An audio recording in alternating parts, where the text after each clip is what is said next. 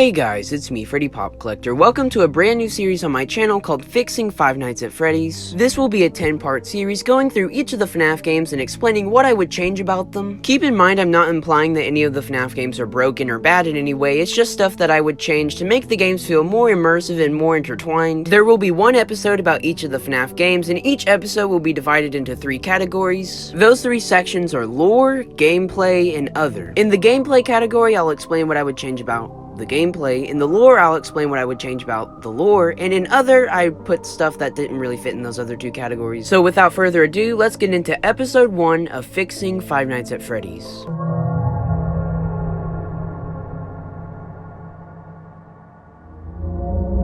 Let me start off this section by saying I know Scott kept the gameplay in FNAF 1 simple for a reason. As he said in the Dawko interview, he wanted the game to be easy to pick up and understandable as soon as you were jumping into the game. You know, everything is designed to where you see everything right away. You know, as soon as you jump in, you're in the experience. How do I word this without sounding like a complete jerk? The gameplay in FNAF 1 is very repetitive. Especially around the 4th, 5th, and 6th night, the gameplay just doesn't really add a lot to the experience. The first change I'd make to make the gameplay a little bit more interesting is Bonnie and Chica can come from both the left and right hallways. This would make the player have to actually look on the cameras because they could both be coming from one side, they could both be coming from the other side, and I think it could overall add a lot more tension. It would also keep the player on their toes and always needing to know where Bonnie and Chica are on the map. The second gameplay change I would make is the ability to look behind you. As we see in the VR FNAF 1 remakes, there's indeed lockers behind the player. A really cool Easter egg I could see happening is similar to how Golden Freddy sits in front of the player, he could also be standing behind the player when they turn around and kill them. This could also be where an animatronic spawns when they get in your office. I see so many possibilities with the turning around mechanic, and I think it would add a lot to the gameplay. The final change I would make may fit better under the lore section, but I'm gonna put it here just because: a secret way to access the kitchen camera. The FNAF 1 map is already pretty small as it is, so I would love a secret way to access and see the kitchen in FNAF. The way I would choose to access the kitchen camera is typing 1987 in the extras menu instead of getting Golden Freddy that would access the kitchen camera. Maybe this is where we'd see where the puppet hides in FNAF 1, but I'm getting ahead of myself. That about wraps up all the major gameplay changes I would add. There are a few smaller changes, like Freddy chiming his music box when he's right outside the door and Foxy's jump scare being a bit closer, but that's about it. So without further ado, let's move on to the lore section.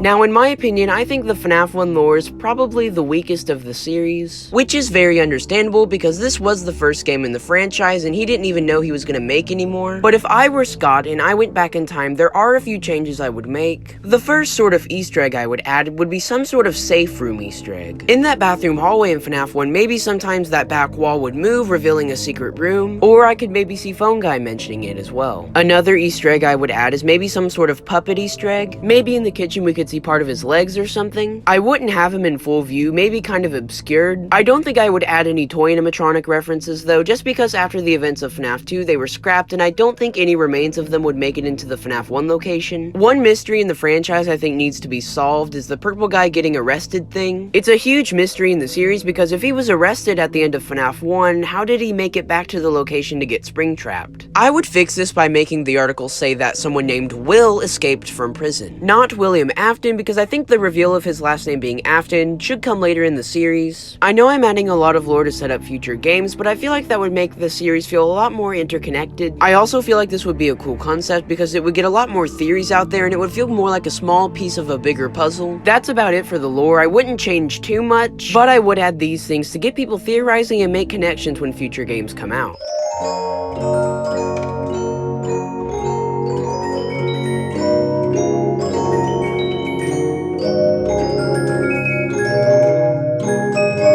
And that finally brings us to the other section. I gotta say, my biggest gripe with FNAF 1 in particular is a lack of cutscenes and 8-bit minigames. Every FNAF game after the first one has some sort of break from the main action, whether that be in the form of cutscenes or minigames. Personally, I feel like this is FNAF 1's biggest flaw and something it really needs desperately. I'm more of a cutscenes fan myself, like the FNAF 2 and FNAF Sister Location breaks, rather than FNAF 3's 8-bit minigames. I think the cutscenes in FNAF 1 should show you walking out of the restaurant, and each night the cutscene repeats repeats, but one less animatronic is on the stage. And at the end of night 6, when you walk outside, all of the animatronics are there waiting for you, and it cuts to black. That's just an example. It doesn't need these cutscenes in particular, but it definitely needs something. The only other thing I have in this other section, besides some sort of break from the main action, is probably a bigger map. It doesn't need this necessarily, but I think it would be nice to have more camera angles to look at. But with all that being said, that's gonna wrap up fixing Five Nights at Freddy's 1.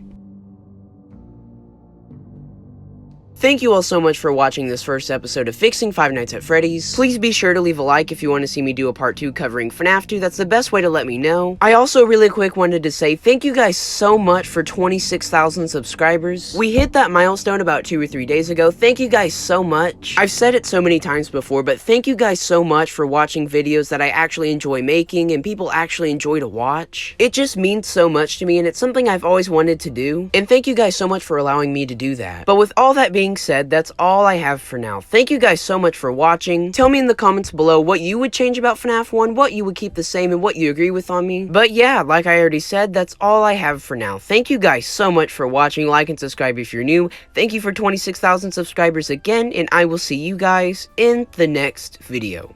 Bye.